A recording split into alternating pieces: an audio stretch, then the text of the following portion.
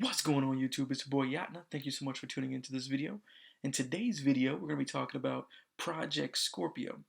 Now I wanted to make this video basically because I noticed that there was a lot of confusion with what Project Scorpio is and what it means for gamers and people who own Xboxes and who wonder, like, should I upgrade? Is it worth upgrading? There's been a lot of miscommunication on other things like the performance and like the whole Xbox family and what Phil is actually trying to do. So I'm hoping with this video I can explain Project Scorpio as a whole, and then ultimately, you can make the decision of if you want it or not. But I do want to make this video to basically show you why you should be extremely excited for Project Scorpio. So let's jump right into it. The first thing I wanted to bring up in this video is basically, does Project Scorpio run your old Xbox One games better? So Phil Spencer spoke about this, and it seems like, and this also makes sense, that only in certain situations will the Project Scorpio machine run older current Xbox One games better. And that situation or scenario is if that game utilizes dynamic scaling. So he gave a few examples like Halo 5 Guardians, Doom, and there's a few others where they use a dynamic scaling feature. And basically what that means is you're playing Halo 5 Guardians and it wants to run at 1080p 60. And let's say there's just a whole lot of stuff going on the screen right now, and if if nothing changes, the frame rate will start to dip. Well, to keep that frame rate at a constant 60, the resolution will actually dynamically change and lower itself to make sure that it keeps that same smooth 60 frames per second.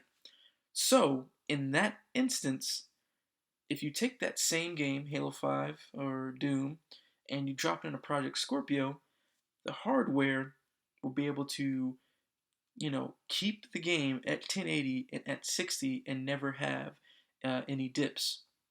So basically, in that regard, certain Xbox One games will in fact run better on the Project Scorpio because they won't be forced to dip into a lower resolution because the hardware can't handle all the things that are going on the screen.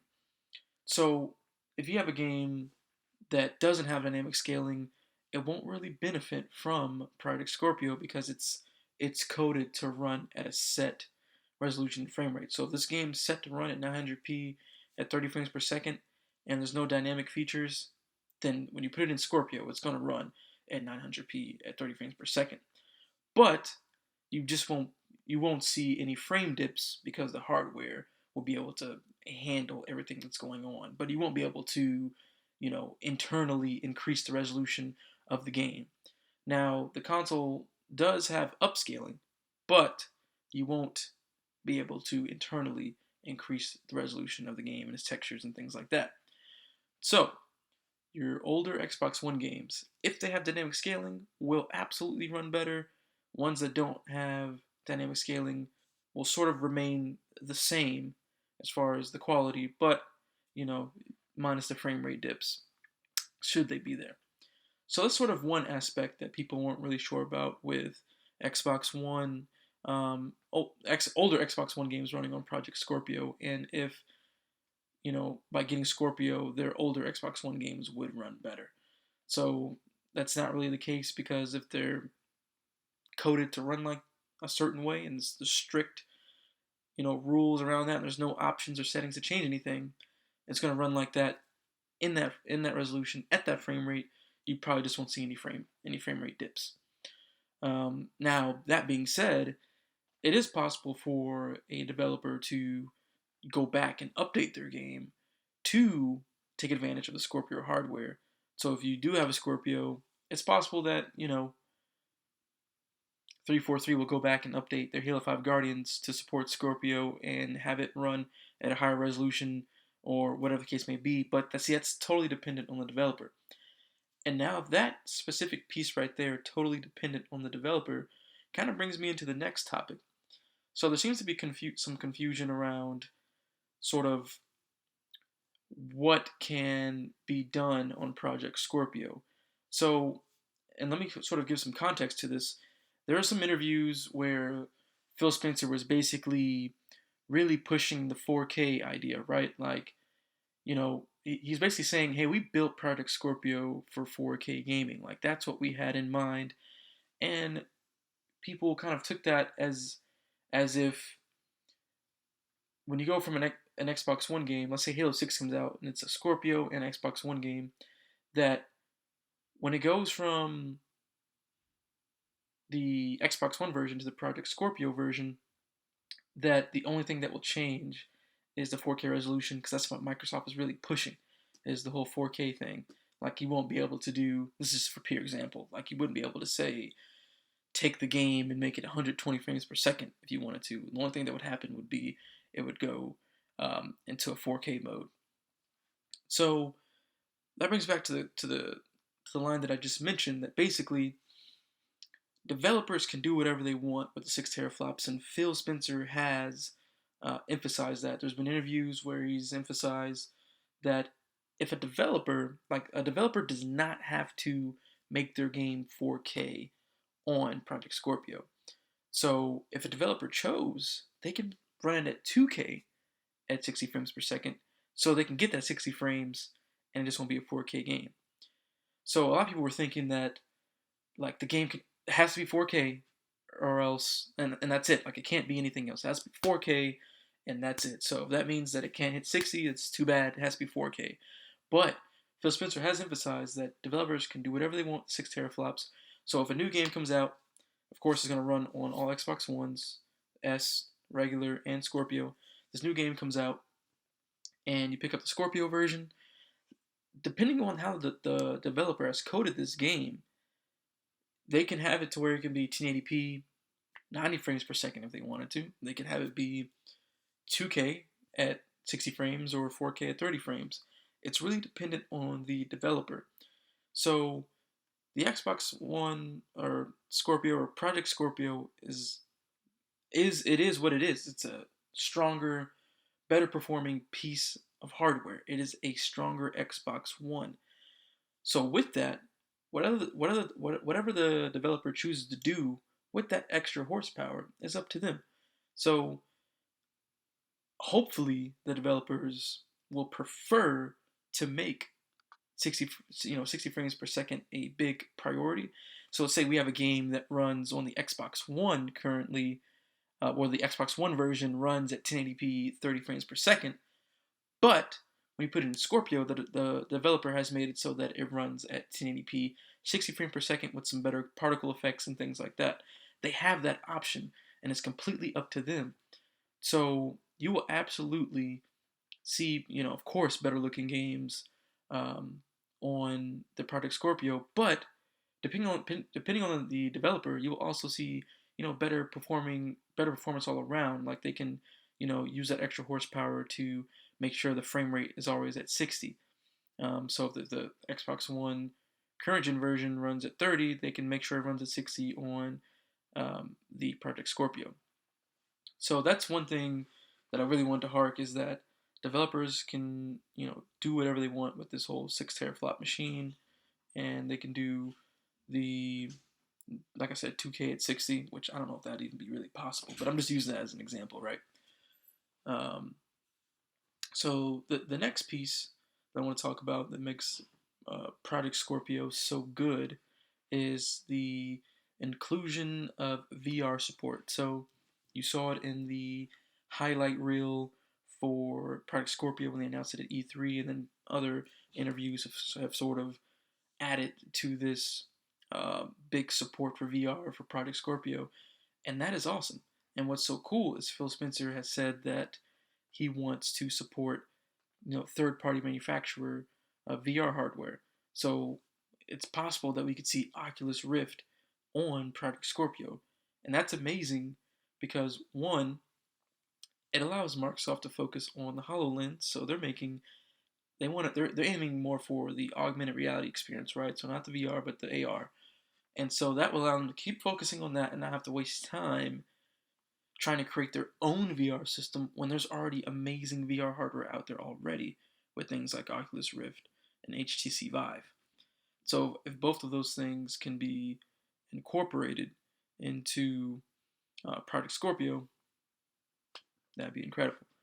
And I don't want to talk down the Sony VR system with the PSVR, but I have heard that the PSVR just is not as good as the Oculus. So to think that Project Scorpio will be able to support Oculus on a console, you're getting the best VR hardware that's out there, and that'll just make for an overall great experience. So that's really all the main points that I wanted to get at. Now those are all all the points that we have sort of factual information about. There's other things that people are concerned about, like the price. Like, hey, if this is a 4K machine with 6 teraflops, like, how much is this thing going to cost? Are we talking, $700, $800? And I don't think it's going to cost that much. I'm envisioning this console to be between $500 to $600. I think Microsoft can afford to take a loss on the system. They are, pushing their services, especially with Play Anywhere. We probably will see more PC gamers picking up more Xbox and Windows 10 exclusive titles. Like, they're really pushing this Xbox Live service angle, which they will probably get a majority of their money from and from their software. And so I'm pretty sure that Microsoft can afford to take a hit on the Project Scorpio price point, so they can get in people's hands and they make all the money off the software and the services. So I guarantee you guys that this console will be priced between $500 to $600. You're not going to see some crazy price like $700, $800. I guarantee you won't see that, because you have to think as a console gamer. They're targeting console gamers, but they're targeting the ones that want the best. But those console gamers still aren't going to dish out, high-end PC money. So I'm telling you guys, they will take a loss on the hardware, and it will be five to $600, and I don't think it'll be a crazy expensive amount. So I don't think anybody has to worry about whether it would be too expensive. But those are the main points I wanted to hit. That's Project Scorpio. All in summary, guys, you're getting a stronger Xbox One, which is something that's been really talked about this generation, like how less powerful the Xbox One is to the PS4. And people who really support the PS4, that's one of their main talking points. Well, it's a stronger console than the Xbox One. That's one of the reasons it makes it better. So Microsoft is really stepping up to the plate. Because think about it. Think about back into like the 360 days and sort of their reign over that console generation. And that's not to say that 360 was the better hardware, but games did tend to run better on there. But as far as just them being the dominant console in the generation, I think they're trying to get that back, that dominance. Like, hey, Xbox is where you want to play. Xbox Live is the service you want to use. And with Phil Spencer leading the charge, he's really making sure that Xbox is going to be back on top. Like, Xbox is the place that you want to game. And I definitely think Project Scorpio would be worth picking up, especially if you want just better running games, period, at least for the newer games that will be coming out that have actually been coded to run on Project Scorpio. Now, just keep in mind that any game that comes out on Scorpio, on Xbox One S or Xbox One or Windows 10, they're all playable on the whole family of systems. Phil Spencer has emphasized that no one's getting left behind, so there won't be any Project Scorpio exclusives. There won't be an instance where the Scorpio version runs so much better that the Xbox One version is a piece of shit and you won't want it. There won't be any instances like that. I'm highly confident that all the games will run good on the piece of hardware that they're on. Now, of course, the Scorpio version will look better and might be run at a higher frame rate, but that doesn't mean that the Xbox One version won't run good with that piece of hardware. It just won't look as good, but I'm sure it will run fine. So I don't think there will be an instance where they're sort of forcing you to get Scorpio, because that version just runs so much better than the Xbox One version. So I don't think there will be any instances like that. They've emphasized that this is a family. This is the Xbox One family, and you can play any Xbox One game on any Xbox One. It's just with different hardware, you'll get, better capabilities. Even with the Xbox One S, we have the HDR output ability now. So even those games will look better than the regular Xbox One games if the game supports HDR. Um, but yeah, all in a nutshell, this is a more powerful Xbox. This is great for console gamers because we're getting more power. 4K is becoming more of a standard, so that they're making sure that everything's ready for you to take advantage of your 4K television and run these games in 4K should you choose.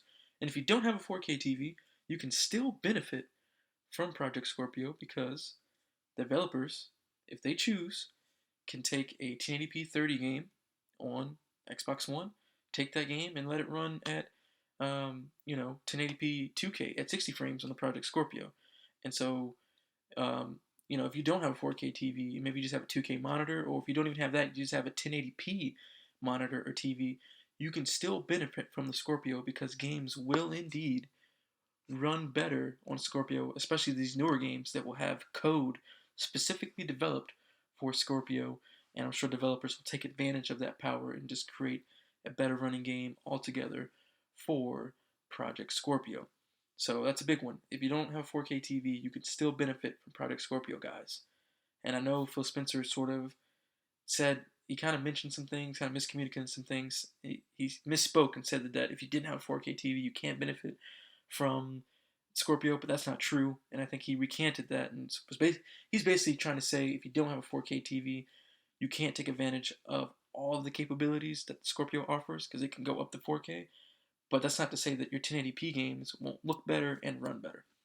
So again, if you don't have a 4K TV, you can still benefit from Project Scorpio. And then of course there's the support for VR, and it's going to be able to run, awesome VR hardware that's the top of the line, Oculus, maybe even Vive, right? These are the best VR platforms, and you'll be able to run these on a console. And that'll get VR in more hands to more people, and it'll be a bigger push for VR gaming and really get it in the mainstream and really just keep pushing it until it's sort of a standard thing. Like this game has a VR version. So that's definitely a big plus. But all in all, this is a very positive thing for Microsoft, and it's going to be interesting when the PS4 Neo comes out and you have the Scorpio out, and Scorpio is the stronger console. I'm really curious to see how that dynamic will work. That's a huge power dynamic change, right? Like you can't say that the PS4 version is better now because, or the Neo version is better because it won't be. The Scorpio is a better piece of hardware to run the game better, just like how PS4 is a better piece of hardware than Xbox One and will run a game better. So I'm interested to see how that flip will work, and if people who picked PS4 because of more performance will actually go to Scorpio because of the better performance. So that's going to be an interesting thing as well.